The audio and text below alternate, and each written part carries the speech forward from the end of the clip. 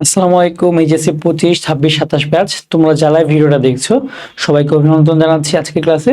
So দেখো, আমরা আজকে এই ক্লাসে আলোচনা করব সিরাজউদ্দৌলা নাটকের টপ 100 এমসিকিউ নিয়ে। যে 100 এমসিকিউ পড়লেই বা ক্লাসটা করলেই তুমি যদি নাটকটা একবার নাও পড়ো তুমি কিন্তু পরীক্ষায় অ্যান্সার করতে পারবা, ঠিক আছে? বাট আমি বলবো না এই শর্টকাট নিতে, তোমাদেরকে বলবো আমাদের চ্যানেলে আরো একটা ক্লাস আছে একদম ব্যাখ্যা সহ বিশ্লেষণ, সেই ক্লাসটা করে আসতে পারো।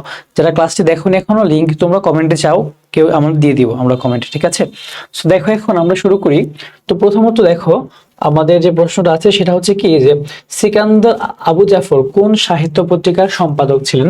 তোমাদেরকে আমি যে কথাটা বারবার বলি, তোমরা হচ্ছে কি পাঠ পরিচিতি আর হচ্ছে কবি পরিচিতি, এই দুইটা জিনিস তোমরা কি বারবার বলে যে তোমরা ভালো মতো পড়বা, একদম ক্লিয়ার করে পড়বা, ঠিক আছে?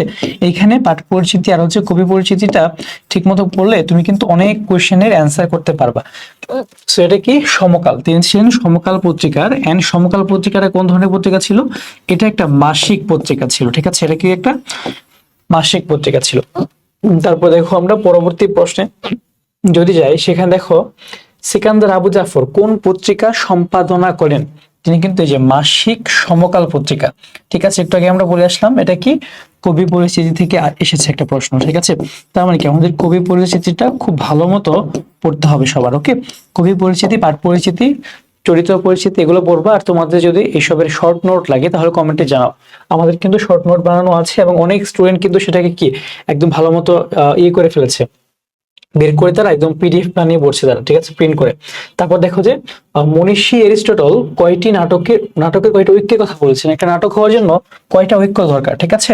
সো তিনি বলেছিলেন টোটাল 3টা ঐক্যের কথা। ওকে, তোমরা এখন হয়তো বলতে পারো যে সায়েন্স পড়ে আসলাম, সেখানেও এরিস্টটল কথা বলেছে বায়োলজিতে, তারপর আবার অ্যাটম নিয়ে কথা বলেছে সে, এরপর আবার দেখলাম যে সে রাষ্ট্রবিজ্ঞান, তারপর ইতিহাস, সব জায়গায় এরিস্টটল, তাই না? এরিস্টটল কিন্তু খুব, তোমরা হয়তো বা এরিস্টটল জন্ম না হলে কিন্তু অনেক কিছু পড়াশোনা করতে হতো, এমন মনে হয় না, তাই না? মাঝে মাঝে তোমাদের। আচ্ছা দেখো, এখানে সিরাজউদ্দৌলা নাটকের অঙ্ক সংখ্যা কতগুলা? সিরাজউদ্দৌলা নাটকে কিন্তু টোটাল অঙ্ক আছে 4টা, ঠিক আছে? তোমরা যারা নাটকটা পড়েছো ঠিক মতো তাহলে দেখতে পারবে টোটাল 4টা অঙ্ক আছে। তাহলে দেখো এখানে, তারপরে আমরা দেখি এখানে কি আছে। সিরাজউদ্দৌলা নাটকের প্রধান প্রতিবন্ধকতা কি ছিল? দেখো, সিরাজউদ্দৌলা কিন্তু একটা জিনিসকে কন্ট্রোল করতে পারে নাই। দেখো, ফরাসিদের ষড়যন্ত্র এটা কিন্তু দেখানো হয় নাই, ইংরেজদের ষড়যন্ত্র সেটাও দেখানো হয় নাই, পরিবার প্রীতি সেটাও না, প্রাসাদ ষড়যন্ত্র। তার কিন্তু প্রাসাদের ভিতরে দেখো তার খালা ঘসেটি বেগম, তার খালাতো ভাই শওকত জং, সবাই কিন্তু তার বিরুদ্ধে ছিল, ঠিক আছে? তারপর দেখো এখানে পরবর্তী প্রশ্নে আমরা কি দেখি, রাইসুল জোহাল্লা চরিত্রের মাধ্যমে নাট্যকার নাটকে যে বিষয়ের অবতারণা করেছেন সেটা কিন্তু দেখো, অপশনগুলো দেখি একটু। হাস্যরস, ক্লাইম্যাক্স, ভাবগাম্ভীর্য, বেদনা। বেদনা কিন্তু না, ভাবগাম্ভীর্য না, ক্লাইম্যাক্সও না। ক্লাইম্যাক্স মানে কি একটা পিক মোমেন্টে গিয়ে চেঞ্জ হয়ে যাওয়া, ঠিক আছে? একটা পিক মোমেন্টে গিয়ে জিনিসটাকে চেঞ্জ করা একটা সিচুয়েশন, কিন্তু এর কি হাস্যরস, তাই না? এই যে রাইসুল জোহার চরিত্রের মাধ্যমে কাকে দেখিয়েছেন? নারায়ণ সিংকে। নারায়ণ সিং কাকে? নারায়ণ সিংকে। নারায়ণ সিং আসলে কে ছিল? নারায়ণ সিং আসলে ছিল একজন গুপ্তচর। কার গুপ্তচর ছিল? তিনি সিরাজউদ্দৌলার একজন গুপ্তচর ছিল, ঠিক আছে? তার চরিত্রের মাধ্যমে কি দেখানো হয়েছে? হাস্যরস। ওকে, তারপর যদি আমরা পরবর্তী প্রশ্নে যাই, সেখানে আমরা দেখতে পাবো সিরাজউদ্দৌলা নাটকে প্রথম অঙ্কের প্রথম দৃশ্যটির স্থান কোনটি? আমরা কিন্তু দেখেছি যে ফোর্ট উইলিয়াম দুর্গে, হ্যাঁ, প্রথম দৃশ্যটা কিন্তু দেখানো হয়েছে, একটা যুদ্ধ চলতেছে, বলতেছে যে প্রাণপণে যুদ্ধ করো, ঠিক আছে, এরকম কথা বলতেছে। ওকে, তারপর দেখো আমরা যাই পরবর্তী প্রশ্ন, যে ক্লেটন কাদেরকে প্রাণপণে যুদ্ধ করতে বলেন? এটা কিন্তু একদম প্রথম সিনটাই নাটকের, যে বলতেছে প্রাণপণে যুদ্ধ করো, প্রাণপণে যুদ্ধ করো। তিনি বলতেছেন কি ব্রিটিশ সোলজারদের, যারা ব্রিটিশ সোলজার আছে, যে ব্রিটিশ মানে সোলজার, তোমরা হচ্ছে কি প্রাণপণে যুদ্ধ করো, ঠিক আছে? ক্লেটন বলতেছিল। এটা কিন্তু আসে মাঝামাঝি, যে প্রথম অঙ্কের যে তোমার হচ্ছে প্রথম দৃশ্যে আসলে কে কথা বলেছে বা কে প্রাণপণে যুদ্ধ করতে বলেছেন। তারপর দেখো এখানে, ইংরেজদের হয়ে যুদ্ধ করছি কোম্পানির টাকার জন্য, তা বলে বাঙালি কাপুরুষ নয়। ওয়ালি খানের এই উক্তিতে কি প্রকাশ পেয়েছে? দেখো, প্রথম সিনে ক্লেটন কিন্তু বলতেছে যে প্রাণপণ যুদ্ধ করো, মানে সে বলতেছে ইংলিশটা তো বীর, বাঙালি তোমরা হয়তো কাপুরুষ, বাট যুদ্ধ করতে থাকো তোমরা, সমস্যা নেই। এখানে প্রকাশ পেয়েছে কি, দেখো, দেশপ্রেম না। দেশপ্রেম হলে সে কি করতো? সে কিন্তু দেশের দেশের বিরুদ্ধে যুদ্ধ করতে পারতো না। কৃতজ্ঞতাও না, সাহস না, এটা কি জাতীয়তাবোধ, মানে একটা তোমার মধ্যে একটা ন্যাশনালিজম সেটা কিন্তু আছে, মানে মানে ইন্টারনাল যে জিনিসটা সেটা কিন্তু সবার মধ্যেই ছিল, ইভেন মীর জাফরেরও কিন্তু ছিল, সেটাও আমরা দেখতে পারবো কোন উক্তির মাধ্যমে আমরা তা পেয়েছি। তারপর আসো আমরা সামনে যাই, এখানে দেখো যে সিরাজউদ্দৌলা নাটকের প্রথম সংলাপটা কার? এটা কিন্তু ক্লেটনের, যে প্রাণপণে যুদ্ধ করো হে ব্রিটিশ সেনারা, হ্যাঁ, তিনি কিন্তু প্রথম উক্তিটি দিয়েছিলেন। এটা কিন্তু পরীক্ষায় আসে মাঝে মাঝে, এটা একদম মুখস্থ করে যাবে এগুলা। তারপর দেখো এখানে সিরাজউদ্দৌলা নাটকে ওয়ালি খানের বাঙালি কাপুরুষ নয় সংলাপে কি প্রকাশ পেয়েছে? এখানে দেখো ইংরেজি বিদ্বেষ না, দেশপ্রেমও না। দেশপ্রেম হলে কিন্তু সে যুদ্ধ করতেই পারতো না, এখানে কিন্তু বীরত্বটাও হয় না, এটা কি সাজাত্যবোধ, মানে কি এই যে ন্যাশনালিজম বা জাতীয়তাবোধ, ঠিক আছে, একটা ওয়ার্ড অন্য একটা বোর্ড এসেছিল, সেটা কি জাতীয়তাবোধ, ঠিক আছে, জাতীয়তাবোধ, তার মধ্যে কি জাতীয়তাবোধ এসেছে বলেই সে কি এই কথাটা বলেছেন।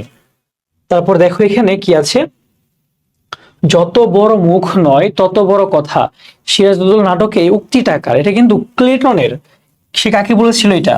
সে বলেছিল ওয়ালি খানকে। কেন বলেছিল? যে সে যখন বলল যে হ্যাঁ টাকার জন্য যুদ্ধ করছি, মানে এই না যে বাঙালি কাপুরুষ, ঠিক আছে, তখন ক্লেটন বলেছিল চুপ থাক, যত বড় মুখ নয় তত বড় কথা, শালা যুদ্ধ করতে আসছিস আমাদের হয়ে আবার কথা বলতেছিস, হ্যাঁ, এরকম অবস্থা আর কি।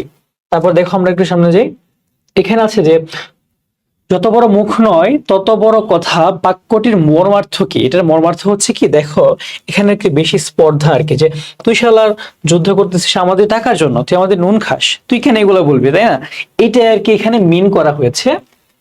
তারপর এখানে দেখেন যে আমি গভর্নর ড্রেকে ধ্বংস দেখতে চাই, উক্তিটি কে কাকে করেছেন? এই উক্তিটা করেছেন কে? অমিচাঁদ করেছিলেন হলওয়েলকে, ঠিক আছে, অমিচাঁদ বলেছেন কাকে? হলওয়েলকে। সে কি করতে চায়? সে হচ্ছে গভর্নর ড্রেকের ধ্বংস দেখতে চায়, ঠিক আছে, ড্রেক তো পালিয়ে চলে গিয়েছে।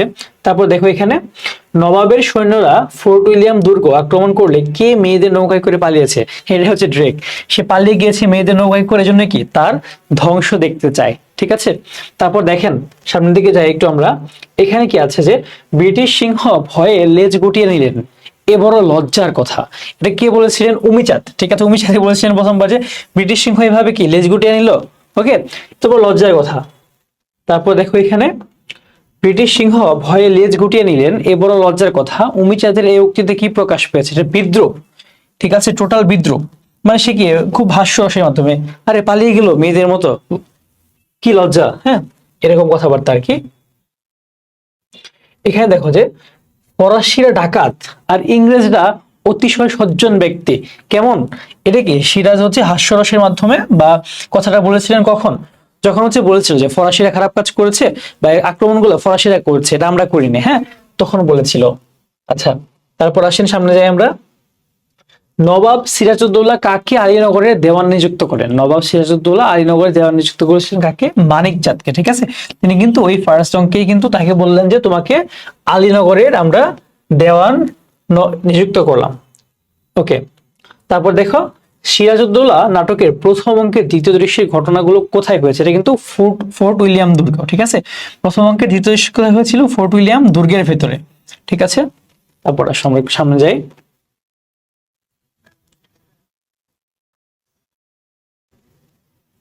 এখানে দেখো কিলপ্যাট্রিক মাদ্রাজ থেকে কতজন সৈন্য নিয়ে হাজির হন?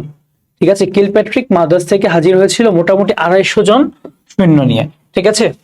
তারপর আসো সামনে যাই আমরা, এটা কিন্তু ওই সিনটা ছিল যখন আমরা তোমার হচ্ছে জাহাজের মধ্যে ছিল, ওকে। তারপর দেখো এখানে অর্থাৎ ঘুষ খেয়ে খেয়ে ঘুষ কথাটি অর্থই বদলে গিয়েছে আপনার কাছে, এটা কে বলেছিল? এই কথা বলেছিল মার্টিন, ঠিক আছে, যে মার্টিন, যে চ্যাংরা ছেলেটা, হ্যাঁ, চ্যাংরা ছেলেটা কিন্তু মানে খুব রেগে মেগে আছে, খাবার পাচ্ছে না, ড্রেস পাচ্ছে না, তো তখন আর কি এই কথাটা সে বলেছিল। তারপর দেখো আমরা যদি সামনে যাই, এখানে 10 দিকে 10টি হাত ভর্তি করতে হিমশিম খেয়ে যাচ্ছে ইংরেজ, ডাচ আর ফরাসিরা, এই কথার মধ্যে কোন তথ্য রয়েছে? এটার মধ্যে কি নবাবের পরিষদবর্গের লোভ, ঠিক আছে, নবাবের পরিষদবর্গের যে লোভী তারা, ঠিক আছে, এই লোভীর তাদের যে লোভটা সেটাই কিন্তু প্রকাশ হয়ে যাচ্ছে এখানে। মানে কি নবাবের পরিষদে যারা আছে তারা কি সবার কাছ থেকে ঠিকঠাক মতো টাকা খাচ্ছে। উমিচাঁদ কোথা থেকে বাংলাদেশে এসেছে? উমিচাঁদ এসেছে মেইনলি লাহোর থেকে, ঠিক আছে, সে লাহোরের মানুষ উমিচাঁদ, সে সেখান থেকে বাংলাদেশে আসছে। তারপর এখানে দেখো আমি চিরকালই ইংরেজদের বন্ধু, এখানে চিরকালই হবে আমি আমি চিরকালই হচ্ছে ইংরেজদের বন্ধু, উক্তিটি কার? এটা হচ্ছে তোমার উমিচাঁদের। সে কই থেকে এসেছে? উমিচাঁদ লাহোর থেকে এসেছে, ঠিক আছে। সে লাহোর থেকে এসেছে, আর সে কি বলে না যে ভগবান, দৌলত আমার কাছে কি ভগবানের দাদামশাইয়ের মতো। ঠিক আছে, আচ্ছা আজান দিচ্ছে, আমরা একটু ওয়েট করি। ঠিক আছে, আমরা একটু একটা মিনিট ওয়েট করবো, এরপর হচ্ছে আমরা আবার ক্লাসটা কন্টিনিউ করবো। ওকে।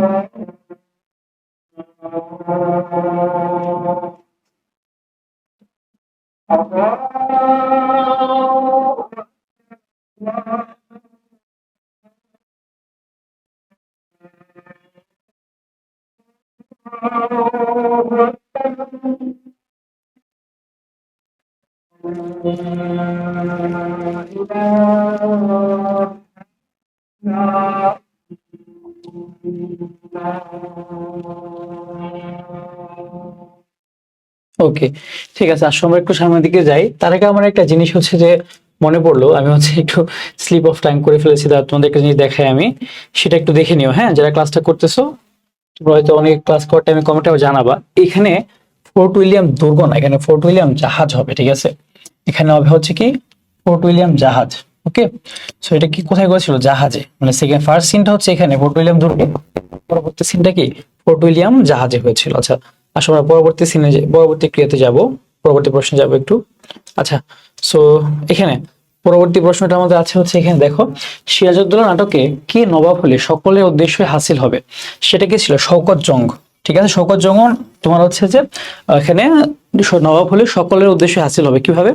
সবাই কি মানে যে যা করতে চায়, ঠিক আছে, যারা যারা আছে লোভী আছে তারা টাকা পাবে, তারা যে ক্ষমতা চায় সে ক্ষমতা পাবে, সবাই যে যা চায় সবই পাবে। বাট যেটা কি তোমার হচ্ছে সিরাজউদ্দৌলা নবাব থাকাকালীন সেটা কি পাওয়া পসিবল না। ঠিক আছে, তারপর দেখো উমিচাঁদ ঘসেটি বেগমকে কার স্বাক্ষরিত চিঠি দেয়? সেটা কি রজার ড্রেকের। ঠিক আছে, রজার ড্রেকের স্বাক্ষরিত একটা কি দিয়েছিল? চিঠি দিয়েছিল।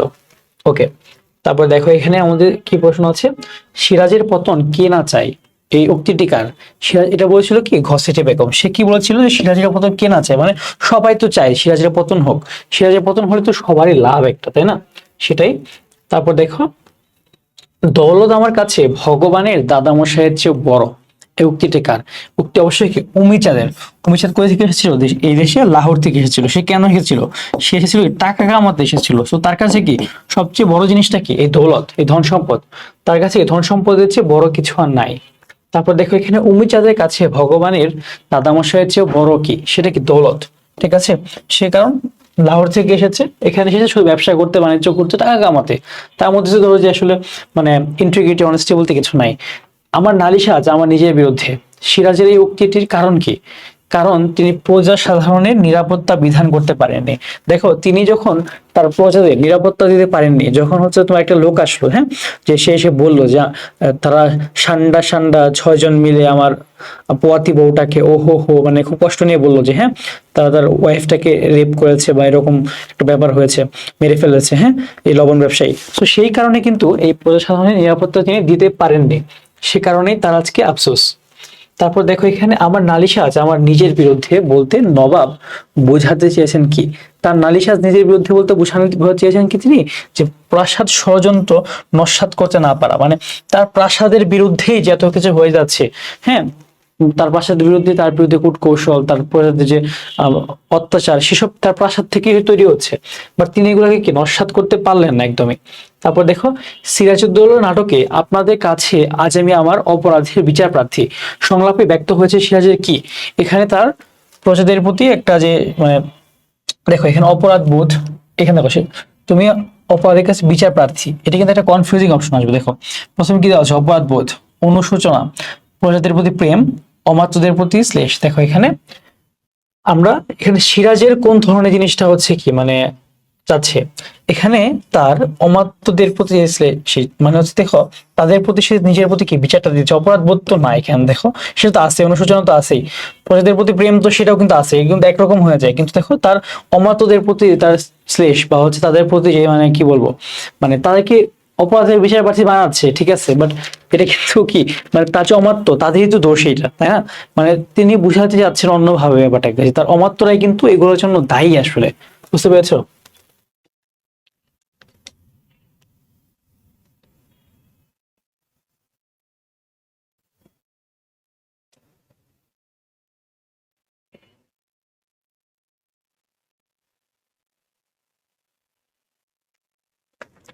আচ্ছা, তারপর হচ্ছে আমরা একটু সামনের দিকে যাই। দেখো এখানে কি আছে? সিরাজউদ্দৌলা নাটকে নবাবের আসল চিঠি গায়েব করে কোম্পানির কাছে নকল চিঠি কে পাঠাচ্ছে? এটা কি মীর মুন্সি, ঠিক আছে, মীর মুন্সি কিন্তু সিরাজউদ্দৌলার যে আসল চিঠি সেটাকে গায়েব করে সে হচ্ছে কোম্পানির কাছে নকলটা পাঠাচ্ছে। মীর মুন্সি সে কি সিরাজউদ্দৌলা কি একজন রাজকর্মচারী। তারপর এখানে দেখো, গঙ্গাজল ছুঁয়ে ঈশ্বরের নামে শপথ করে বলেছিল কে? সেটা কি রাজবল্লভ। রাজবল্লভ কি করেছিল? সে গঙ্গাজল ছুঁয়ে ঈশ্বরের কাছে শপথ করে বলেছিল হ্যাঁ আমি কিন্তু নবাবের প্রতি আজ্ঞাবহ হয়েই থাকবো সব সময়, ঠিক আছে। তারপর দেখো, আজ নবাবকে ডোবাচ্ছেন, কাল আমাদেরকে পথে বসাবেন, তা না তা কি বিশ্বাস করা যায়? ক্লাইভের এই উক্তিতে কি প্রকাশ পেয়েছে মির্জা জাফর ও তার সঙ্গীদের প্রতি? দেখো এখানে ক্লাইভ কিন্তু একটা আস্থাহীনতায় ভুগতেছে, হ্যাঁ, এখানে কিন্তু রিলায়েন্সটা নাই। কেন? কারণ নবাবের কর্মচারীরা তার সাথেই ঝামেলা করতেছে। ইন ফিউচার ক্লাইভের সাথে যে করবে না সেটা আমরা সে কিভাবে বুঝতে পারবে, বা তার একটা ডাউট এখানে। নবাবের কোনো ক্ষমতা নেই, ক্লাইভের এই কথার অর্থ কি? নবাবের কোনো ক্ষমতা নেই বলতে কি তার নিকটস্থরা কি প্রতারক, তাদের নিকটস্থ যারা আছে তারা কি প্রতারণা করতেছে সবাই, ঠিক আছে, সেখানে কি তার কোনো ক্ষমতাই নেই এমন কথা বলতেছে। তারপর দেখো এখানে, সবাই মিলে সত্যি আমরা বাংলাকে বিক্রি করে দিচ্ছি না তো? উক্তিটি কার? উক্তিটা হচ্ছে মীর জাফরের, ঠিক আছে, সবাই মিলে বাংলাকে বিক্রি করে দিচ্ছি না তো কার উক্তি? মীর জাফরের উক্তি। তিনি কিন্তু শেষবার একবার বলেছিল যে হ্যাঁ সবাই মিলে আমরা বাংলাকে বিক্রি করে দিচ্ছি না তো। ওকে, তারপর আমরা সামনে যাই একটু।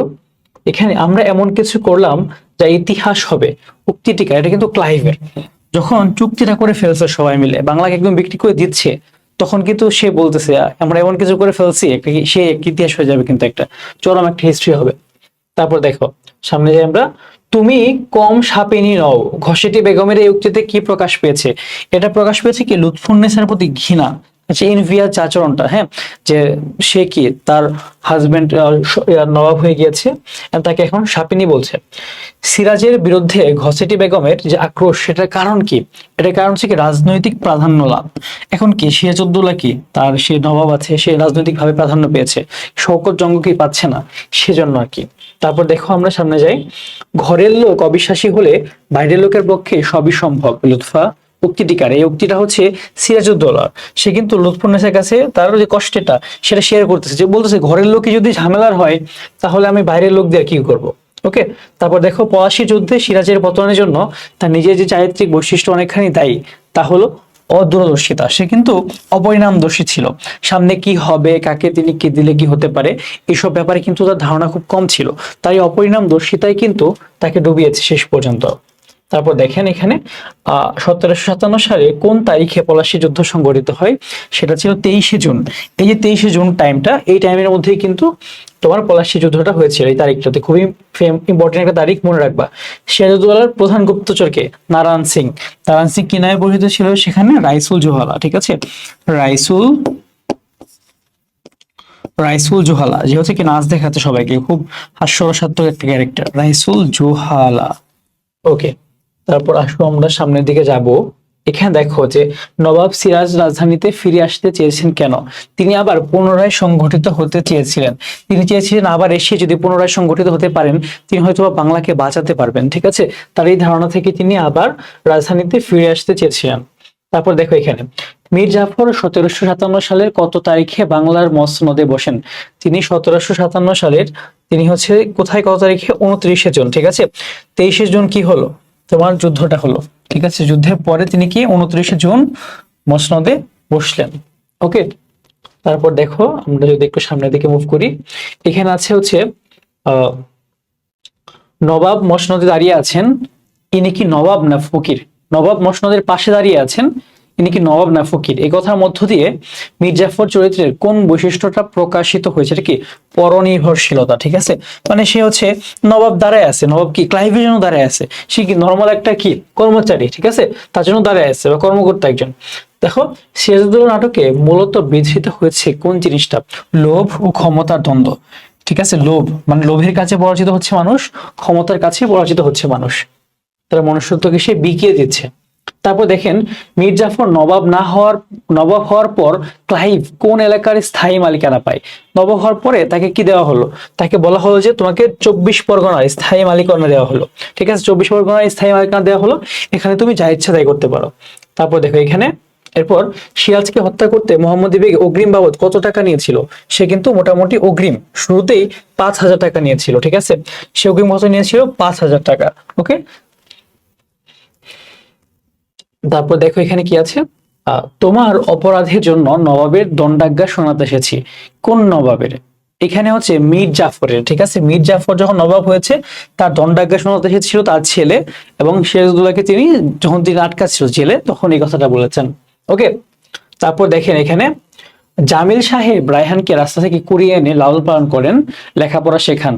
জামিল সাহেব নিজের সন্তানের মতোই তাকে ভালোবাসতেন, কিন্তু জামিল সাহেব মারা যাওয়ার পর রায়হান সম্পত্তির লোভে জামিল সাহেবের ছেলেকে হত্যা করে। অধ্যাপক রায়হান নিচের কোন চরিত্রের সাথে তুলনা? এটা অবশ্যই কি মোহাম্মদী বেগ, যে কাকে হত্যা করেছেন? সিরাজউদ্দৌলাকে। ঠিক আছে, এন্ড সিরাজউদ্দৌলার নানা তিনি কিন্তু মোহাম্মদী বেগকে এনে লালন পালন করেছেন। ওকে, এরপর দেখেন আমরা সামনে দিকে যদি একটু যাই, ইস্ট ইন্ডিয়া কোম্পানির কাশিম বাজার কুঠির প্রধানকে? এখানে কে? William Watts. ঠিক আছে, কাশিম বাজার কুঠির প্রধানকে? William Watts. ওকে, তারপর একটু যদি আমরা যাই সামনের দিকে, সিরাজউদ্দৌলা নাটকে সিরাজউদ্দৌলার উপস্থিতি আছে কয়টি দৃশ্যে? নাটকে কিন্তু প্রায় 8টা দৃশ্যে তার উপস্থিতি বিদ্যমান। ওকে, এই জিনিসগুলো কিন্তু আসে, যেহেতু একবার এসেছে বারবার আসতে পারে, তোমরা একটু পড়ে যাবা। তারপর দেখো সিরাজের কোন অমাত্য নিরীশ্বরবাদী জৈন ধর্মের অনুসারী ছিলেন? সেটা কিন্তু কে? জগৎ শেঠ। জগৎ শেঠ কিন্তু কি ছিল? জৈন ধর্মের অনুসারী ছিল। এটা কিন্তু তোমার শব্দার্থ থেকে এসেছে, শব্দার্থগুলো একটু ভালো মতো পড়তে হবে আমাদেরকে। তারপর দেখেন মীর মর্দান কেমন ছিল? নারী লোলুপ, প্রতারক, দেশপ্রেমিক, দেশদ্রোহী? তিনি কিন্তু অবশ্যই দেশদ্রোহী ছিলেন, দেশপ্রেমিক ছিলেন। ঠিক আছে, তার মৃত্যুতে কিন্তু খুব কষ্ট পায় সিরাজউদ্দৌলা। ঠিক আছে, সো তিনি কি ছিলেন? দেশপ্রেমিক ছিলেন। তারপর দেখো এখানে we have come to earn money and not to get into politics. হোয়াটস এর কথা ইংরেজদের কি? এটা আসলে এখানে তাতে ইংরেজি কি প্রকাশ পেয়ে? দেখো বাকচাতুর্য অবশ্যই, ছদ্মবেশ অবশ্যই, প্রতারণা। ঠিক আছে, তারা কিন্তু সবগুলাই আছে এখানে। সেটা কি হবে? এই ডি নাম্বারটা। তারপর দেখো যে আমি বরং নবাবকে বিশ্বাস করতে পারি, ক্লাইভের এই উক্তিতে প্রকাশ পেয়েছে কি? এটা হচ্ছে তোমার মীর জাফরের প্রতি অনাস্থা, আর হচ্ছে নবাবের দেশপ্রেম চেতনায় শ্রদ্ধা। এখানে তোমার এটা হবে না, বশ্যতা না, সো অ্যান্সার হবে কি আমাদের এইটা। ওকে, তারপর যদি আমরা সামনে যাই, দেখো মিরন সিরাজউদ্দৌলার বিরুদ্ধে যেসব অভিযোগ শুনিয়েছিল তার মধ্যে দেখো বাংলার জনসাধারণকে উৎপীড়ন, দরবারের পদস্থ আমির ওমরাদের মর্যাদাহানি, মতিঝিলের জলসা চিরকালের জন্য ভেঙে দেব। এটা জানায়নি, এটা বাদে কিন্তু বাকি দুইটাকে জানিয়েছিল। সো অ্যান্সার হবে 1 নাম্বারটা, 1 and 2। ওকে, তারপরে দেখো পরবর্তী প্রশ্নে আমরা এখানে কি দেখি। এক রাতে একদল অচেনা লোক রাহাত সাহেবের বাড়িতে আশ্রয় চায়। রাহাত সাহেব দয়া পরবশ হয়ে তাদেরকে থাকা ও খাওয়ার ব্যবস্থা করেন, কিন্তু মধ্যরাতে সেই অচেনা লোকেরা বাড়ির সবাইকে জিম্মি করে টাকা পয়সা ও মূল্যবান জিনিসপত্র নিয়ে পালিয়ে যায়। উদ্দীপকের আগন্তুকেরা শেষ নাটকের কাজের সাথে মানে তোমার ধরো যে মিল রয়েছে, এটা কিন্তু ইংরেজদের সাথে মিল রয়েছে, ঠিক আছে। ইংরেজরা কি এখানে এসে তোমার প্রথমে কি ব্যবসা করতে আসছে, তোমাকে এখানে হেল্প করছে নবাবেরা, এন্ড আলটিমেটলি তাদেরকে কি তাদের কাছ থেকে তাদের ক্ষমতা নিয়ে নিয়েছে। হ্যাঁ, তারপর দেখো এখানে এই সেম উদ্দীপকে সিরাজউদ্দৌলা নাটকের এরূপ সাদৃশ্য পরিলক্ষিত হয়। বাণিজ্য করতে এসে ক্ষমতা দখলের চেষ্টা, নবাবের সাথে সংঘর্ষে লিপ্ত হওয়া, মির্জাফরের সাথে গোপনে সন্ধি করা। এখানে কিন্তু সবগুলাই হয় আনসার, ঠিক আছে। তাহলে এটা হবে ডি নাম্বারটা। তারপরে দেখো এখানে পারিবারিক ব্যবসা প্রতিষ্ঠানের শ্রমিকদের ন্যায্য সুবিধা দেওয়ার দাবিতে অনড় থাকায় সুবিধাভোগীদের সহায়তায় অতি আদরের ভাতিজা নাজিমের বিরুদ্ধে ভয়াবহ ষড়যন্ত্রে লিপ্ত হয় চাচা কামরুল। উদ্দীপকের চাচা কামরুলের সাথে সিরাজউদ্দৌলা নাটকের কার মিল আছে? এটা কিন্তু ঘসেটি বেগম, ঠিক আছে। সে কিন্তু ইংরেজদের সাথে মিলিত হয়েছিল এবং তার ভাতিজা সিরাজউদ্দৌলার বিরুদ্ধে সে কিন্তু স্টেপ নিয়েছিল। তারপর দেখো সেম উদ্দীপকটি সিরাজউদ্দৌলা নাটকের কোন বিষয়টিকে ধারণ করেছে, সেখানে কিন্তু তুমি দেখতে পারবা। দেখো অপশনের মধ্যে আমরা কি দেখতেছি, এখানে সাম্যবাদ, দেশপ্রেম, স্বার্থান্ধতা, কৃতজ্ঞতা। এটা কিন্তু স্বার্থান্ধতা হবে, নিজের স্বার্থের প্রতি সে কি অটল থেকেছে, ঠিক আছে। এখানে দেখো যে স্বাধীনতার যুদ্ধে গ্রামের এক বাড়িতে আশ্রয় নিয়েছিল আহত কয়েকজন মুক্তিযোদ্ধা। টাকার লোভে বাড়ির মালিক তাদেরকে পাকিস্তানি সেনাদের হাতে তুলে দেয়। সেই থেকে সে বজলুল রাজাকার নামে সকলেই ঘৃণার পাত্র হয়ে আছে। এখানে কার সাথে মিল রয়েছে দেখো, বজলুল রাজাকারের সাথে। এখানে দেখবা যে রায়দুর্লভ, শওকত জং, ক্লাইভ, রাইসুল জোহর, এখানে কিন্তু রায়দুর্লভের সাথে মিল আছে, ঠিক আছে। সে কিন্তু টাকার জন্য লোভী। হ্যাঁ, তারপর দেখো এখানে সেই উদ্দীপকেই বজলু এবং নাটকের চরিত্রে যে জিনিসটার চরম অভাব, সেটা কি? সেটা হচ্ছে দেখো নৈতিকতা, এটা না, আত্মসংযম না, দেশপ্রেম। হ্যাঁ, দেশপ্রেমটা হবে আমাদের অ্যান্সার। ওকে, তারপর দেখো যে 71-এর মহান মুক্তিযুদ্ধে পাকিস্তানি হানাদার বাহিনী এ দেশীয় দোসরদের সহায়তায় আমাদের দেশে ব্যাপক নির্যাতন চালায়, অসংখ্য মানুষের বাড়িঘর পুড়িয়ে দেয়, মা বোনদের সম্মান হানি করে এবং ব্যাপক গণহত্যা চালায়। হানাদার বাহিনীর অত্যাচার সিরাজউদ্দৌলা নাটকের কি? কুঠির সাহেবদের নির্যাতন। এটা কিন্তু মিলে যায় এখানে। সিরাজউদ্দৌলার বর্বরতাও নেই, মির্জাফরের কুটিলতাও নেই এখানে, ঘসেটি বেগমের মসনদ দখল এটাও কিন্তু এখানে নাই, ঠিক আছে। তারপর দেখেন ওকে, সেই উদ্দীপকেই এরূপ সাদৃশ্যের অন্তর্নিহিত কারণ কি? উঠিয়াল ইংরেজ কর্তৃক নিরীহ প্রজাদের উপর অত্যাচার, এটা হয়। লবণ বিক্রেতার বাড়িঘর জ্বালিয়ে দেওয়া, নবাবের অর্থ আত্মসাৎ, এটা মিলে না। এখানে অ্যান্সার হবে এই দুইটাই, ঠিক আছে। অর্থ আত্মসাতের সাথে কিন্তু মানুষের যে কষ্টটা সেটার সাথে মিল নাই। ওকে, তারপর দেখেন সামনের দিকে, জমিদার কান্ত রায়ের মৃত্যুর পর একমাত্র পুত্র হীরক রায় জমিদারি লাভ করেন। হীরক রায়ের বয়সে তরুণ ও সরল প্রকৃতির মানুষ। সরলতা সুযোগ নিয়ে কাকা তপন রায় অমাত্যদের নিয়ে গভীর ষড়যন্ত্রে লিপ্ত হয়। টের পেয়ে হীরক রায় কঠোর হয়ে ষড়যন্ত্র দমন করেন। দেখো এটা কিন্তু শুনেই বোঝা যাচ্ছে যে কার সাথে বৈপরীত্য আছে, সেটা কি? সিরাজউদ্দৌলার সাথে বৈপরীত্য আছে। হীরক রায়ের অমাত্যদের সাথে সিরাজউদ্দৌলা নাটকের কোন চরিত্রের মিল আছে? তুমি কিন্তু এখানে রায় দুর্লভের সাথে কিন্তু আমরা একটা চরম মিল খুঁজে পাচ্ছি, ঠিক আছে। সে কি টাকার লোভে কিন্তু সে কি করে, ভেতরে ভেতরে প্লট করে। এখানে আমরা সেই উদ্দীপক, প্রশ্ন হচ্ছে হীরক রায় কর্তৃক ষড়যন্ত্র দমন ঘটনাকে স্মরণ করে দেয় কোনটা? সিরাজউদ্দৌলা নাটকের কোন চরিত্র? দেখো এখানে আমরা কি, আমরা কোন জিনিসটাকে আমাদের মনে করায় দেয়? সিরাজের কলকাতা অভিযান, এটা হয়। ঘসেটি বেগমের নজরদারি, সেটাও হয়। কোম্পানির বিরুদ্ধে যুদ্ধ ঘোষণা, সেটাও কিন্তু হয়। এখানে কিন্তু সবগুলাই হয়েছে। ওকে, তারপর দেখেন আমরা যদি সামনের দিকে যাই একটু, কালাম ভাড়া করা বাড়িতে বসবাস করে দীর্ঘদিন এক বাড়িতে থাকার সুবাদে বাড়িওয়ালা আনোয়ারের সাথে সুসম্পর্ক গড়ে তোলে। আনোয়ারের চাচাতো ভাই জামিল সম্পত্তির লোভে আনোয়ারকে হত্যা করতে উদ্যত হয়। জামিলের এই তৎপরতা অন্যায় জেনে বাধা দেয় কালাম। অবশেষে জামিলের হাতে নিহত হয় কালাম। দেখো এখানে উদ্দীপকের কালামের সাথে সিরাজউদ্দৌলা নাটকের কাকে তুলনা করা যায়? এটা হচ্ছে দেখো, আমরা কিন্তু শেষে কি বলতে পারি এখানে, দেখো ভাড়া করা বাসায় বসবাস করতেছে কে, কালাম। আর দীর্ঘদিন এক বাড়িতে থাকার সুবাদে বাড়িওয়ালা আনোয়ারের সাথে কি সম্পর্ক গড়ে ওঠে, আনোয়ারের চাচাতো ভাই কি জামিল আনোয়ারকে হত্যা করতে আসলে এখানে কি বাধা দেয় কালাম। তাহলে আমরা কি দিব বলো, এটা কিন্তু সাফরে হয়। সাফরে কি বাংলায় তোমার হচ্ছে ইয়ে করতে আসছে, বাংলায় তোমার ধরো যে কি বলে এটাকে, তোমার বাণিজ্য করতে আসছে, এসে সে কিন্তু হেল্প করতে আসছিল, ঠিক আছে। তো এখানে কি হবে, অ্যান্সারটা সাফরে হবে। পরবর্তী প্রশ্নে আমরা একটু যাই, সরি, ওকে। এরপর দেখো এখানে সেই উদ্দীপকে এরূপ তুলনার কারণ উভয়েই কি, এখানে দেখো কি দেখানো হয়েছে, উভয়েই কিন্তু বহিরাগত, এটা একটা জিনিস।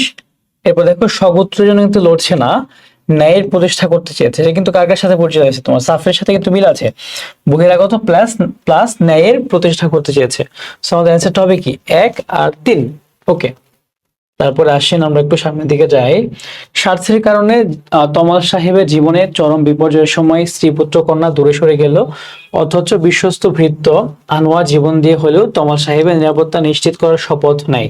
অধ্যাপক আনোয়ারের সিরাজউদ্দৌলার সাথে কার মিল আছে, দেখো এখানে কিন্তু আমরা নারায়ণ সিং এর সাথে মিল খুঁজে পাই, ঠিক আছে। নারায়ণ সিং সে রাইসুল জোহালা, সে কিন্তু শেষ মুহূর্ত পর্যন্ত সিরাজউদ্দৌলার পক্ষে ছিলেন এবং তিনি কিন্তু ইংরেজদের বিরুদ্ধে কথা বলে গেছেন একদম লাস্ট মোমেন্ট পর্যন্ত, ঠিক আছে।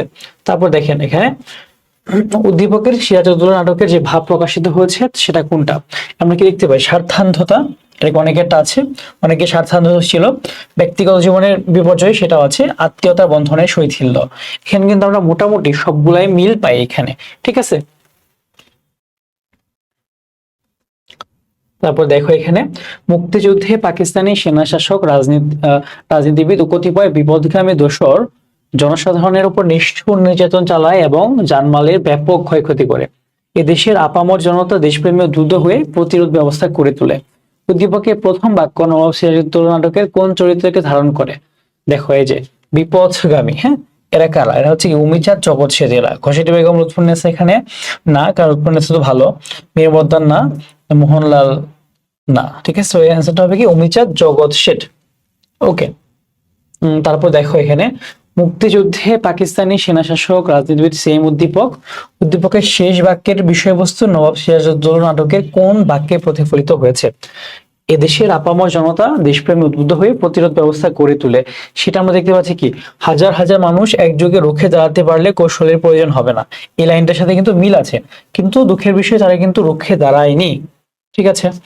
তারপর দেখেন এখানে ভরসা হলো আর দমাতে পারবে না, বাংলা ভাষাকে রাষ্ট্রভাষা না করে আর উপায় নেই, এই আন্দোলনে দেশের লোক সাড়া দিয়েছে, এগিয়ে এসেছে, জনমত সৃষ্টি হয়েছে, জনমতের বিরুদ্ধে যেতে শোষকরাও ভয় পায়। উদ্দীপকের আলোকে পলাশী যুদ্ধের পরাজয়ের পরে কে জনমত গঠনের মাধ্যমে প্রতিরোধের শেষ চেষ্টা করেছিলেন, সেটা কিন্তু সিরাজউদ্দৌলা, তিনি কিন্তু শেষ চেষ্টা করেছিলেন কিন্তু খুব বেশি লাভ হয়নি, ঠিক আছে। তারপর দেখি আমরা সামনের দিকে যদি যাই, ভরসা হলো সেইম উদ্দীপক উক্ত জনমতের গঠনে ব্যর্থতার মূল কারণ কোনটা ছিল, এখানে কিন্তু দেশপ্রেম কি সংঘ চেতনার অভাব, কেন, কারণ এখানে কিন্তু মানুষের মধ্যে আমরা দেখতে পাচ্ছি তার সিরাজউদ্দৌলার যে সভাসদ তাদের মধ্যেই দেশপ্রেমের অভাব, আর দেশের মানুষের মধ্যে আসলে দেশপ্রেমটা কই থেকে আসবে তাহলে, আর তাদের মধ্যে কি সংঘবদ্ধ যে হতে হবে সেই জিনিসটারও কিন্তু অভাব ছিল। এদেশের বাতাস আমার প্রতিটি বিশুদ্ধ নিঃশ্বাস, কেউ চাইলেই আমার নিঃশ্বাসের বাতাসে বারুদের গন্ধ ছড়াতে পারে না, আমরা তা কিছুতেই হতে দিতে পারি না। উদ্দীপকটি সিরাজউদ্দৌলা নাটকের কোন তাৎপর্যটাকে বহন করে, দেখো এখানে আমাদের ইংরেজ হটানোর সংকল্প, তারপর হচ্ছে স্বাধীনতা রক্ষার চেতনা, প্রাসাদ ষড়যন্ত্র রুখে দেওয়ার চেষ্টা, দেশ শান্তি প্রতিষ্ঠার অঙ্গীকার, এটা কি স্বাধীনতা রক্ষার যে চেতনাটা সেটাকে তুলে ধরা হয়েছে। চরম ব্যবসায়িক বিপর্যয়ের সময় স্বার্থের কারণে রশিদ সাহেবের প্রতি স্ত্রী সন্তানরা মুখ ফিরিয়ে নেয়, অথচ জীবনের শেষ দিন পর্যন্ত রশিদ সাহেবকে সেবা করার শপথ নেয় তার ভৃত্য করিম। উদ্দীপকের ভৃত্য করিম সিরাজউদ্দৌলা নাটকের কোন চরিত্রের সাথে মিল আছে, সেটা কি নারায়ণ সিং। নারায়ণ সিং কি ছিল সিরাজউদ্দৌলার গুপ্তচর, সে কিন্তু একদম শেষ মোমেন্ট পর্যন্ত সিরাজউদ্দৌলার কোথায় গিয়েছে কি করেছে কিচ্ছু কিন্তু জানায়নি, শেষে কিন্তু তার মানে তাকে হতে কিন্তু হত্যা করা হয়েছে, ঠিক আছে। তারপর দেখো সেই উদ্দীপকে সিরাজউদ্দৌলা নাটকের যে ভাব প্রকাশিত হয়েছে সেটা কি, আমরা যদি এখানে দেখতে পাই, দেখো স্বার্থান্ধতা, ব্যক্তি জীবনের বিপর্যয়, আত্মীয়তা বন্ধন সই ছিল, এটা কিন্তু আগেও একটা বোর্ড এসেছিল, এটা কি অ্যান্সার হবে সবগুলাই। ঠিক আছে, তারপর আসেন আমরা একটু সামনে যাব, সেখানে কি 1971 সালে মুক্তিযুদ্ধে রাজাকার এবং আলবদররা গোপনে পাকিস্তানি বাহিনীকে সহায়তা করে এবং বাঙালি জাতির বিরুদ্ধে ষড়যন্ত্রে লিপ্ত হয়। তাদের সহায়তায় পাকিস্তানি হানাদার বাহিনী বাংলাদেশে বুদ্ধিজীবী হত্যার নীল নকশা প্রণয়ন করে। উদ্দীপকের রাজাকার আলবদরদের সাথে সিরাজউদ্দৌলা নাটকের কোন সাদৃশ্যপূর্ণ চরিত্র আছে? দেখো এর মধ্যে আলবদর কারা হবে? অমিচাঁদ, মির্জাফর, রাজবল্লভ, এরাই। ঠিক আছে, এখানে কিন্তু সবগুলাই এরকম রাজাকার টাইপ। ওকে, তারপর দেখো 1971 সালের মুক্তিযুদ্ধে রাজাকার ও আলবদররা গোপনে সেম উদ্দীপক এবং সিরাজউদ্দৌলা নাটকের মূল বিষয়টা কি? এখানে আমরা দুই জায়গায় আসলে কি বিষয় তুলে ধরা হয়েছে, সেখানে কি আমাদের দেখতে পাই পরাধীনতা না, স্বার্থপরতা না, ঈর্ষাঘাতকতা হয় না, আসলে মেইনলি বিশ্বাসঘাতকতা। এটা কিন্তু একদম মানে অ্যাকচুয়াল মিনিংটা দেয় আমাদের এখানে। ঠিক আছে, তারপর আসেন আমরা যদি সামনে যাই একটু, মনসুর, অপু, তাহের সহ মোট 12 জন মিলে নিজেদের উন্নতির জন্য একটা সমিতি গঠন করে। সবাই প্রতি মাসে 500 টাকা করে তাহেরের কাছে জমা রেখে কিছুদিন পর তাহের সব টাকা নিয়ে পালিয়ে যায়। উদ্দীপকের তাহের সিরাজউদ্দৌলা নাটকের কার প্রতিনিধি? এটা কি মীর জাফর। হ্যাঁ, মীর জাফর কিন্তু এমন কাজ করেছে সিরাজউদ্দৌলার সাথে। ঠিক আছে, তারপর দেখো উদ্দীপকের সিরাজউদ্দৌলা নাটকের কোন বিষয়টি ফুটে উঠেছে? সেটা কি? বিশ্বাসঘাতকতা। হ্যাঁ, সব জায়গায় এখানে কি উদ্দীপক একটু আগে দেখেছিলাম আমরা যে সে বিশ্বাসঘাতকতা করেছে, টাকা নিয়েছে। এদিকে মির্জাফরও কিন্তু সিরাজের সাথে বিশ্বাসঘাতকতা করেছে। আলবদর আলেন্দে ছিলেন চিলির সালভেদর আলেন্দে ছিলেন চিলির নির্বাচিত প্রেসিডেন্ট। 1973 সালে দেশের সেনাবাহিনী তাকে হত্যা করে ক্ষমতা গ্রহণ করে আলেন্দো কর্তৃক নিয়োগপ্রাপ্ত জেনারেল পিনোচেট। সেখানে দেখো পিনোচেটের সাথে কার মিল আছে? এখানে অবশ্যই সবচেয়ে বেশি মিল কি? মির্জাফরের আছে, কারণ মির্জাফর কি ছিল? তিনি সিরাজউদ্দৌলা কি ছিল? সেনাপতি। ওকে, তারপর দেখো সেই উদ্দীপকে উভয় চরিত্রের মধ্যেই সাদৃশ্যগত বৈশিষ্ট্য কোনটা? ক্ষমতা লিপ্স আছে, ঠিক আছে, এরপর কি আছে? বিশ্বাসঘাতকতা আছে। ওকে, কাপুরুষতা আসলে এখানে নাই, এটা এই দুটো জিনিস আসলে মেইনলি হয় এখানে। 1 আর 2 হবে, যেটা তোমার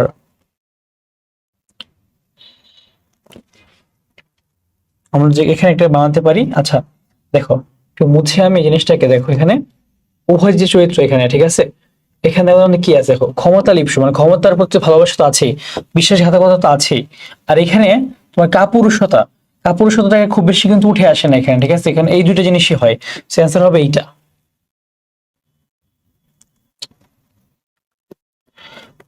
1975 সালে 15ই আগস্ট শেখ মুজিবকে ধানমন্ডির বাসায় তোমার হত্যা করা হয়। কিছু মানুষ এই কাজটা করে, এন্ড শেখ মুজিব বিশ্বাসই করতে পারেনি যে কেউ তাকে মারতে পারে। সেখানে কার সাথে মিল পায়? এটা হচ্ছে মোহাম্মদী বেগ। ঠিক আছে, মোহাম্মদী বেগের সাথে এখানে মিল পাওয়া যায়। এই উদ্দীপকে আপাতত সামনে প্রশ্ন আসবে না। ওকে, আমি এই জন্য এই জিনিসটা তাড়াতাড়ি টাইম দিলাম না, তোমরা আমাকে আবার কি নাকি বলে ফেলো আমি দোসরকে। দেখো শামসুজ্জামানের বাবা অনাথ হাবিবকে লালন পালন করেন। শামসুজ্জামানের সঙ্গে তার চাচা মোতালেবের বিরোধ বাঁধলে অর্থের জোরে মোতালেব নির্দেশে হাবিব শামসুজ্জামানকে হত্যা করে। উদ্দীপকের হাবিবের মধ্যে সিরাজউদ্দৌলা নাটকের কোন চরিত্রে মিলে? ঠিক আছে, এটা কি? মোহাম্মদী বেগ। অবশ্যই মোহাম্মদী বেগ কি সিরাজউদ্দৌলাকে হত্যা করেছে, অথচ তার বাবা কিন্তু তাকে পালন করেছিল। ওকে, সেই উদ্দীপকে দেখো সাদৃশ্যের কারণ হলো উভয়ে কি? উভয়ে আমরা এখানে কি দেখতে পাচ্ছি? দেখো কৃতঘ্ন, অবশ্যই উভয়ে কিন্তু এখানে কৃতঘ্ন হয়।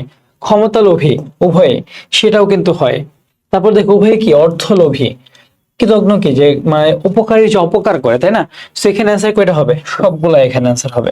ঠিক আছে,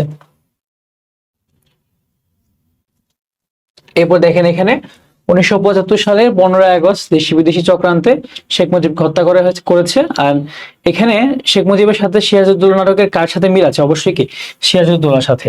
ওকে, তারপর আসো আমরা সামনে যাই। এখানে আছে সেম উদ্দীপকের খন্দকার মোশতাক এবং সিরাজউদ্দৌলা নাটকের মির্জাফরের উদ্দেশ্য কোন অর্থে অভিন্ন?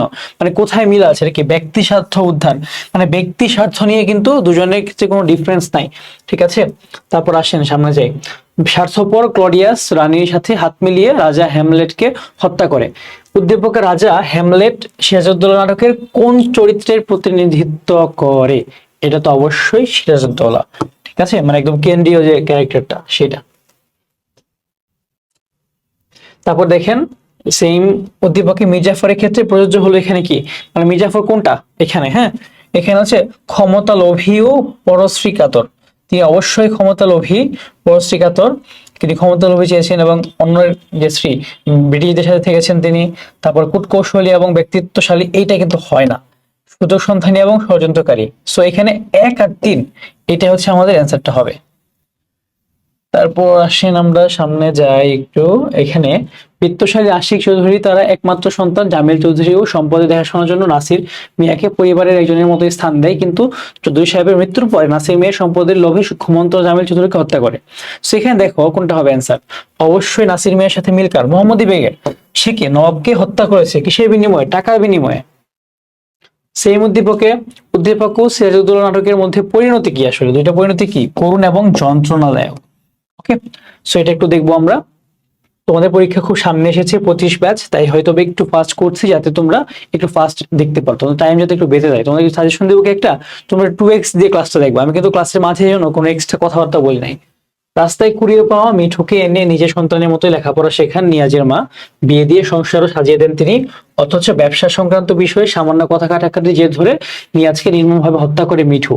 উদ্দীপকে মিঠুর সাথে কার মিল আছে? অবশ্যই কার সাথে? মোহাম্মদী বেগের সাথে। মোহাম্মদী বেগ নিয়ে কিন্তু প্রশ্ন প্রতি বছরই প্রায় আসবে, ম্যাক্সিমাম বোর্ডই। উদ্দীপকের সাথে দেখো উল্লিখিত প্রতিনিধিত্বের কারণ কি? বিশ্বাসঘাতকতা। আসলে এখানে ঠিক আছে, এখানে আমরা এটা দেখতে পাচ্ছি যে বিশ্বাসঘাতকতাটা আছে আমাদের কিন্তু শেষ। এন্ড যারা এবার এইচএসসি 25 ব্যাচ আছো, যারা হচ্ছে ঢাকা বিশ্ববিদ্যালয়ে খ ইউনিটে ভর্তি পরীক্ষা দিবা, আমাদের কিন্তু ভার্সিটি বিজয় নামে যে কোর্স আছে, এই কোর্সে কিন্তু ঢাবি সহ সকল বিশ্ববিদ্যালয়ে কিন্তু সবকিছু কমপ্লিট হয়ে যাবে ইনশাল্লাহ। ঠিক আছে, তো তোমরা একটু মানবিক বিভাগ পরিবর্তনে যারা আছো আমাদের ডিটেলস গুলো একটু দেখতে পারো। আমাদের ক্লাসগুলো যদি ভালো লাগে তোমরা আমাদের কোর্সে অবশ্যই ভর্তি হতে পারো। এইচএসসি পরপরই যে কোনো প্রয়োজনে এই নাম্বারে কল দিবা। ঠিক আছে, সবাই ভালো থাকো, আল্লাহ হাফেজ, দেখা হবে পরবর্তী কোনো একটা ক্লাসে। টাটা।